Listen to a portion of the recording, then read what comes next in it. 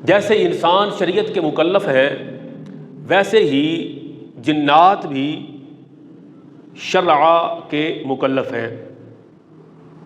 قرآن کریم نے فرمایا وما خلقت الجن والانس الا لیعبدون، نہیں پیدا کیا ہم نے جنات اور انسانوں کو مگر اپنی عبادت کے لیے۔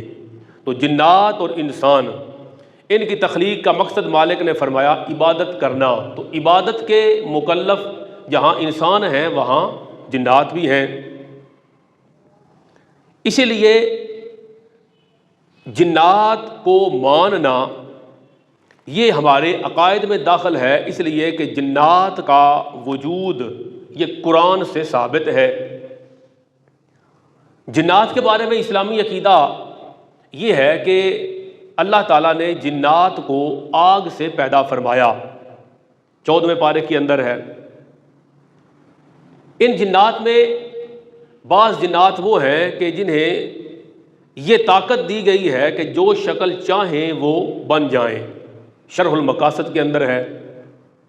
پھر ان کی عمریں بہت طویل ہوتی ہیں، جنات کی عمریں انسانوں کی نسبت زیادہ دراز اور لمبی ہوتی ہیں۔ جنات ہی کا جو شریر ٹولہ ہے انہیں شیطان کہتے ہیں۔ شیطان یہ جنات ہی کا ایک ٹولہ اور گروہ۔ یہ سارے جنات انسانوں کی طرح ذی عقل ہوتے ہیں، روح اور جسم والے ہوتے ہیں، جنات مذکر اور مؤنث ہوتے ہیں، ان میں توالد و تناسل جاری ہوتا ہے، یعنی اولاد ہونے اور نسل چلنے کا سلسلہ یہ جنات میں بھی ہے۔ جنات کھاتے ہیں، پیتے ہیں، جیتے ہیں، مرتے ہیں اور شریعت کے مکلف ہیں۔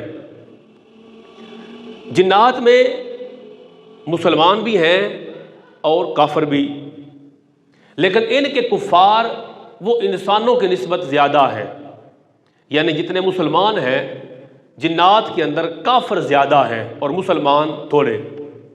پھر جہاں جنات میں مسلمان ہیں تو ان مسلمانوں میں پھر نیک بھی ہیں اور بدکار بھی ہیں، مسلمان جنات، لیکن نیک بھی ہیں اور فاسق و فاجر بھی، ان میں سنی بھی ہیں اور غیر سنی بھی، بد مذہب بھی۔ ان کا وجود قرآن سے ثابت ہے۔ سورہ جن باقاعدہ قرآن کریم میں جنات ہی کے حوالے سے نازل ہوئی۔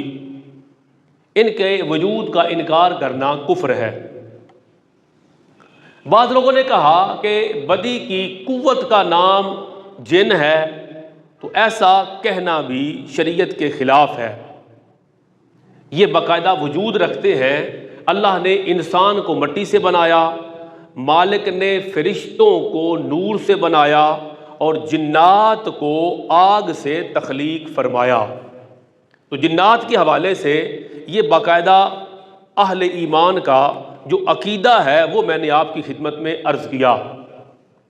اب آپ سورہ جن کا مطالعہ کریں، سورہ احقاف کا مطالعہ کریں تو جنات کے بارے میں جو شریعت کے احکامات ہیں اور بڑے دلچسپ واقعات ہیں وہ تفصیل کے ساتھ آپ کو پڑھنے کے لیے مل جائیں گے۔